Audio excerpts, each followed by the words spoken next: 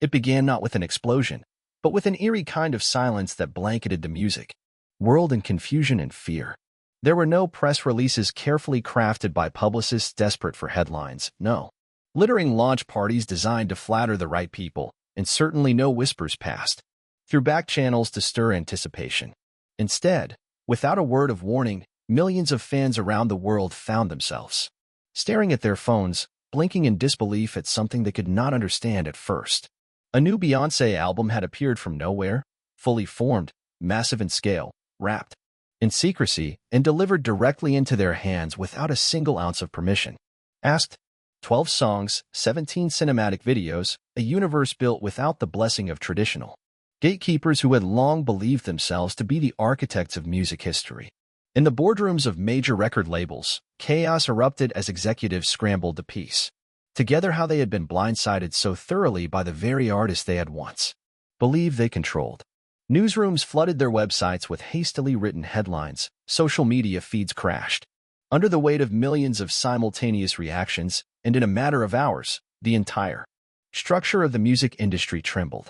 This was not simply a surprise release engineered for shock value or internet clout. It was the first open declaration of war against a system that had enriched itself for generations at the expense of the very creators it claimed to serve. For decades, the record industry had operated with a simple and devastating model.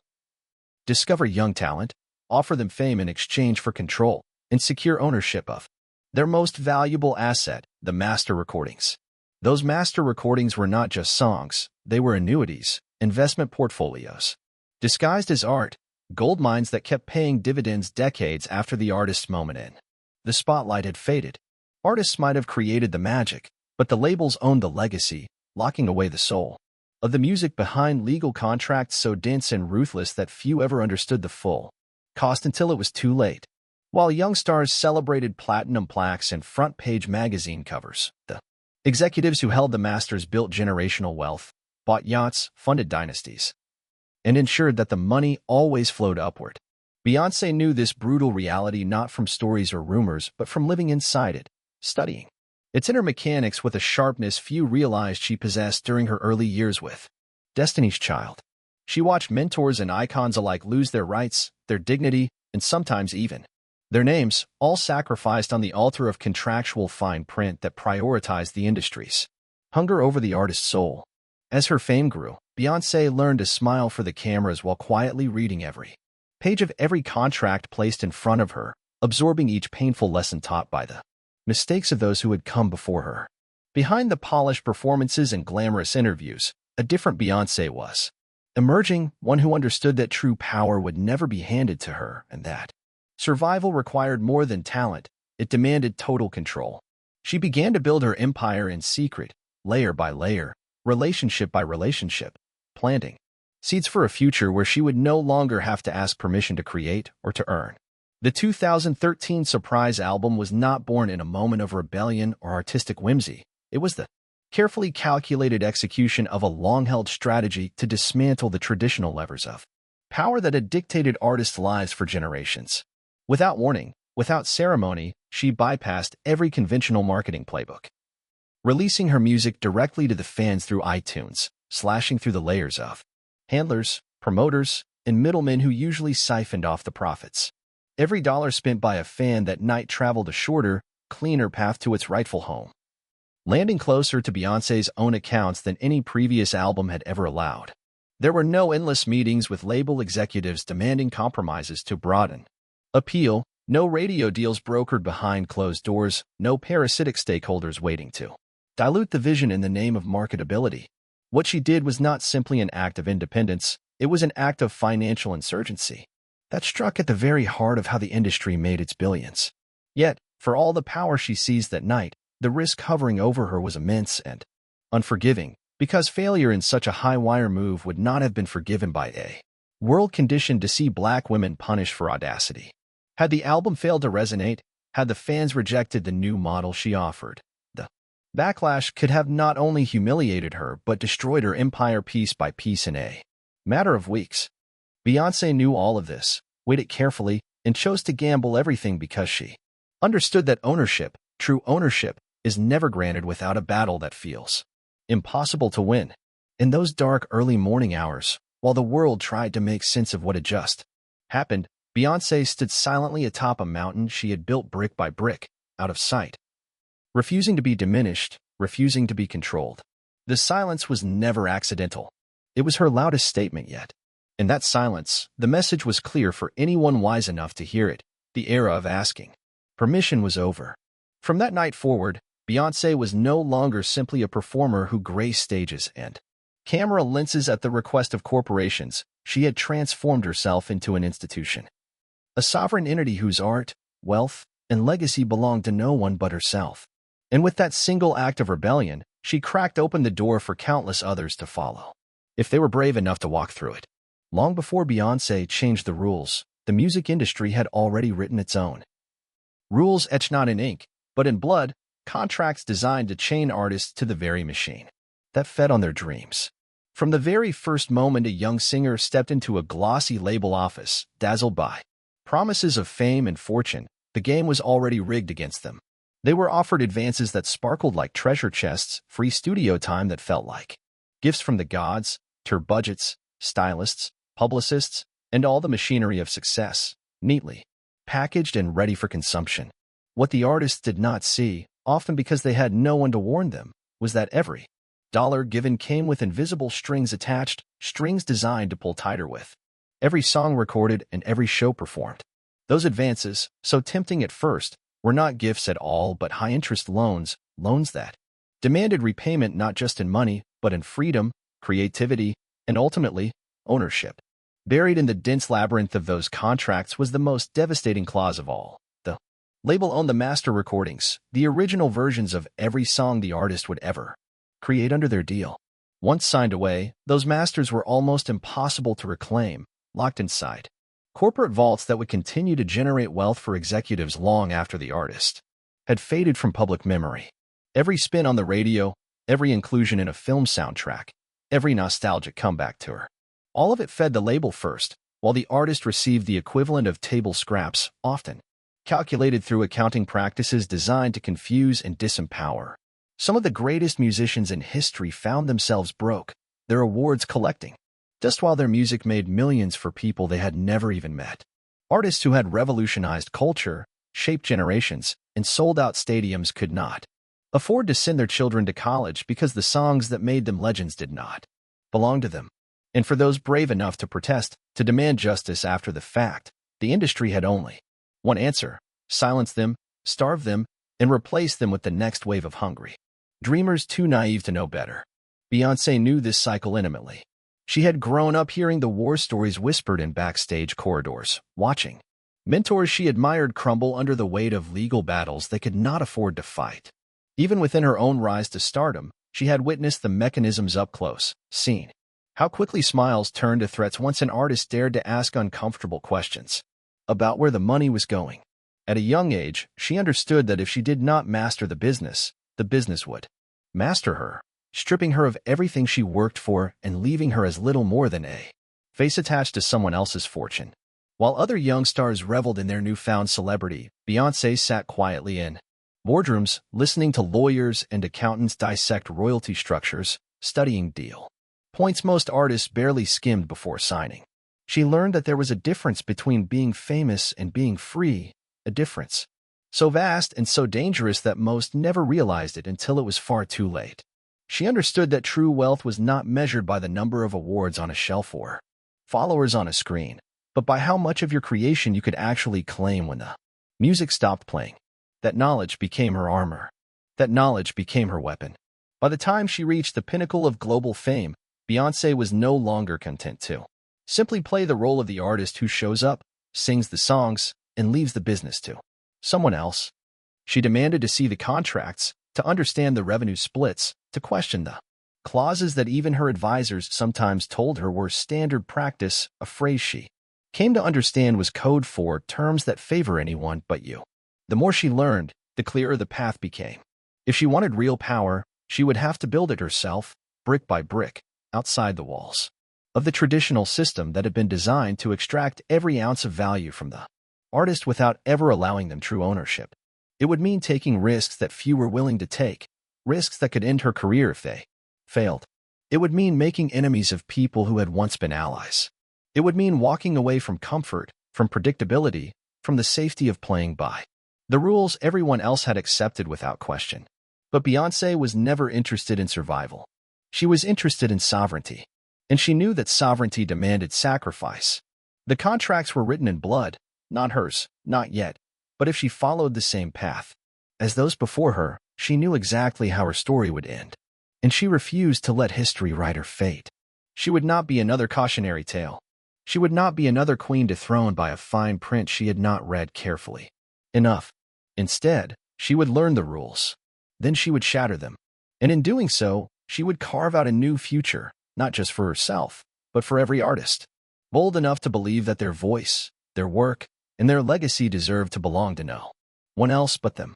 Every empire begins in silence, in the dark corners where no one is looking, far away from the cameras, the awards shows, and the blinding lights that distract so many from the real work of building something that will outlast applause.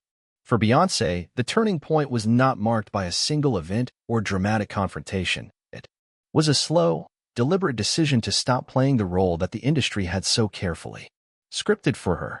She realized that if she wanted to truly own her future, she would have to vanish, to step back from the noise and create a world on her own terms, a world where the old rules could not reach her. She knew that empires are not built in front of audiences hungry for entertainment. They are built quietly, patiently, by people willing to sacrifice visibility for control. While the world speculated about her next move, wondering when the next album or world tour would drop, Beyoncé was building something far more powerful than another hit single. She was building Parkwood Entertainment, a company that would give her the tools, the infrastructure, and most importantly, the autonomy to command her own destiny. Parkwood was not created to serve as a vanity project or a flashy corporate shell designed to impress business magazines. It was built as a fortress, a financial and creative stronghold, where every decision would flow through her hands first. Through Parkwood, Beyoncé would no longer be an employee of a label, an asset on someone else's ledger, or a pawn in someone else's financial strategy. She would become the producer, the distributor, the marketing machine, the strategist, and the investor, an ecosystem entirely under her own control. But creating an empire in silence meant more than just starting a company. It meant fundamentally changing the way she thought about her career, her brand, and her relationship with her audience. The old model demanded that artists stay visible at all times, constantly feeding the machine with interviews, appearances, red carpet events, and carefully orchestrated media moments designed to maintain relevance. Beyoncé rejected that model completely. She understood that scarcity creates value, and that mystery, not saturation, is what transforms celebrities into icons. While others chased headlines, Beyoncé chose invisibility, disappearing from talk shows, skipping magazine covers, and retreating into a world where the only voice she listened to was her own. Behind the scenes, she was not resting. She was working harder than ever, assembling a team of trusted collaborators, studying technology trends, mastering digital distribution models, and planning moves years ahead of their time. Every contract was scrutinized. Every partnership evaluated not just for its immediate payday, but for its long-term impact on her ownership and creative freedom. She turned down deals that would have made her richer in the short term, but put her in power, deals that would have tied her once again to systems she was trying to escape. Instead of chasing the quick victory, she invested in the slow, painful, strategic construction of a business empire designed to endure long after the current trends faded. When she eventually returned to the spotlight, it would not be at the behest of record executives or media conglomerates. It would be because she had chosen the time, the place, and the terms under which she would reintroduce herself to the world. The 2013 self-titled surprise album was not simply an artistic statement. It was the grand unveiling of the empire she had spent years building in silence. It was proof that the future belonged not to those who shouted the loudest, but to those who built the strongest foundations when no one was paying attention. The risk she took in stepping away, in trusting her own vision over the safe path the industry offered, could have easily backfired, leaving her isolated and forgotten in a world obsessed with constant visibility. But Beyoncé understood something most artists never fully grasp.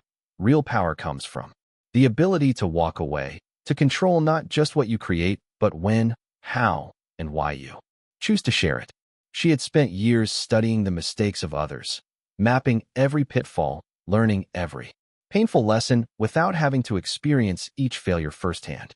She refused to be another artist chewed up and spit out by an industry that only loved its stars when they were profitable and obedient. Instead, she became something far rarer, an artist who was also an architect, a performer, who was also a strategist, a public figure who wielded her visibility like a weapon, never giving it away cheaply. By the time the world realized what she had done, it was already too late for the old system to catch up. Beyoncé had outgrown it. She had rewritten the game, and the empire she built in silence would soon roar loud enough to shake the very foundations of an industry that had once believed it could control her forever.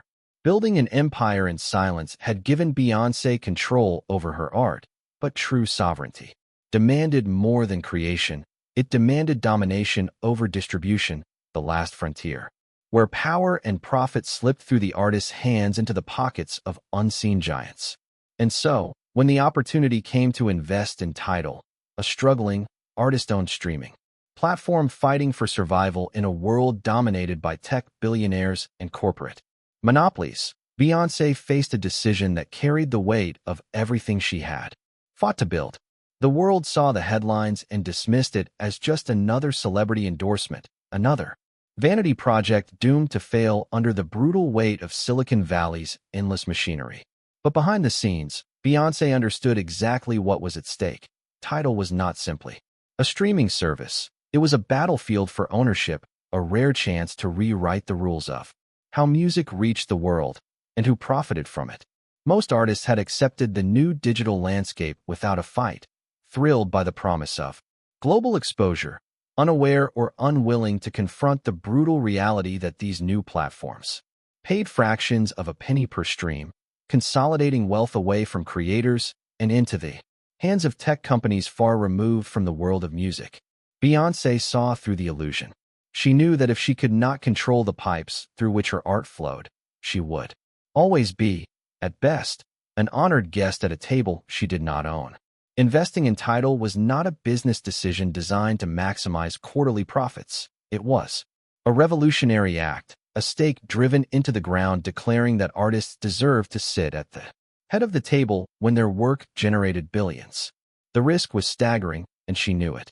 Tidal was bleeding money, facing lawsuits, mired in public relations disasters, and struggling to carve out even the smallest market share against giants like Spotify and Apple Music. The press was ruthless, mocking the idea that artists could challenge Silicon Valley's dominance, painting Beyoncé and her fellow investors as arrogant, naive, and out of touch with reality. Every article that questioned Tidal's viability was another blow to the empire she had built. With such care, another risk that her audience might turn skeptical, another chance that the financial bet she had placed could explode in her face. But Beyoncé had not come this far by playing safe, and she had not fought for ownership, just to surrender distribution to a new generation of corporate overlords.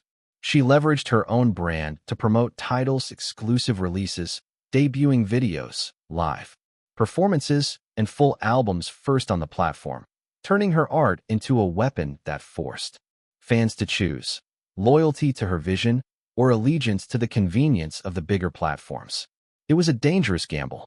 Fans do not like being told where and how to consume their favorite music, and every move to limit access risked alienating the very audience she had worked so hard to empower. For months, the media spun narratives of failure, painting Tidal as a sinking ship while ignoring the larger truth that every exclusive drop, every bold move, was part of a longer, more patient strategy designed not for short-term optics but for long-term control. Because Beyoncé understood something that many in business forget: disruption always looks like failure in the beginning, and those who try to change the rules are always mocked before they are imitated. Through Tidal, she was not simply selling music, she was redefining how music could be owned, valued, and delivered without sacrificing the artist's sovereignty in the process. The financial pressure was real, and at any moment, the venture could have collapsed, dragging her carefully crafted empire down with it, tarnishing the reputation she had fought so viciously to protect. But Beyoncé's bet was never just on technology. Her bet was on belief that an audience would follow her not because it was easy, but because it was right, belief that power was worth the price of risk, belief that building a future for artists would sometimes mean taking losses in the present. In time, that belief would be rewarded. Tidal's model forced larger platforms to reconsider how they treated artists, pressured giants like Apple Music into offering more favorable deals, and sparked an industry-wide conversation about ownership that could no longer be silenced. Beyoncé did not just survive the tidal waves of criticism and doubt, she rode them, steering her empire through the storm with the same precision that had built it in the first place. In risking everything, she had once again proven the most dangerous and liberating truth about wealth, power, and freedom.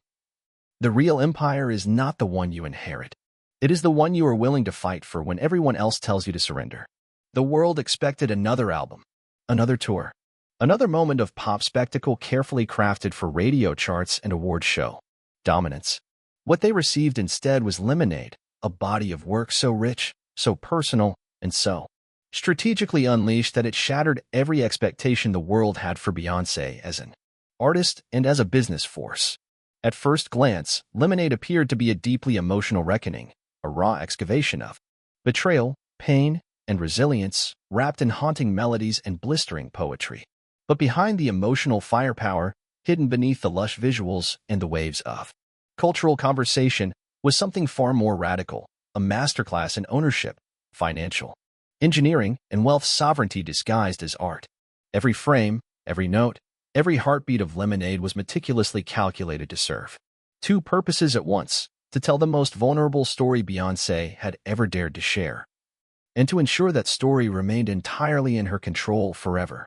Lemonade was not released through the traditional channels that had once demanded a piece of every artist's success. It debuted first on HBO through a cinematic film that blurred the lines between music video, poetry anthology, and art house documentary. Beyoncé had partnered with the platform not as a simple talent for hire, but as a power broker commanding terms few artists could even dream of negotiating. She controlled the production. She controlled the creative. And, most importantly, she controlled the distribution, ensuring that the visual album lived on her terms, generating revenues through streaming, licensing, and exclusive deals that cut out traditional middlemen almost entirely. For a short time, Lemonade was available only on Tidal, forcing millions of fans to flock to the artist-owned platform if they wanted to experience the work at all. It was a brilliant play, using exclusivity not just as an artistic choice but as a financial strategy, driving both Tidal's value and her personal ownership stake skyward in a single, decisive move. Critics accused her of gatekeeping, of manipulating access, but Beyoncé understood what they refused to see. When you create something of value, when you bleed for it, you have the right, no, the obligation to control its destiny. In the months following Lemonade's release, the financial results were undeniable. Sales soared. Streaming numbers broke records. Merchandise flew off shelves. Tour revenues shattered industry expectations. But the real victory was not measured in ticket sales or chart positions. The real victory was that Beyoncé had taken the single most painful story of her personal life, the kind of narrative the tabloids would have happily exploited for years, and transformed it into an asset she owned completely, leveraged brilliantly, and protected fiercely. She had turned vulnerability into value. She had turned pain into power. She had turned a private wound into a public empire that no label executive, tech billionaire, or corporate boardroom could ever touch. In doing so, Beyoncé delivered one of the most important financial lessons of the modern era. True wealth is not simply about how much money you earn, but about how much control you maintain over your own story, your own product, your own legacy. Ownership is not just a line in a contract. It is the difference between being remembered as a footnote or as a force. And Beyoncé chose, again and again, to be a force. Today, as she continues to expand her empire through film, fashion, partnerships, and new ventures, the lessons of Lemonade echo louder than ever. Invest in yourself first, demand equity, guard your creativity like a treasure, and never sell your voice for a fleeting promise of fame. Because fame fades, fortune fluctuates, but ownership, true ownership, endures. Subscribe to Money and Fame to dive deeper into the hidden empires behind the stars you think you know. Which celebrity's financial story should we tell next? Write it in the comments. Thank you and see you soon.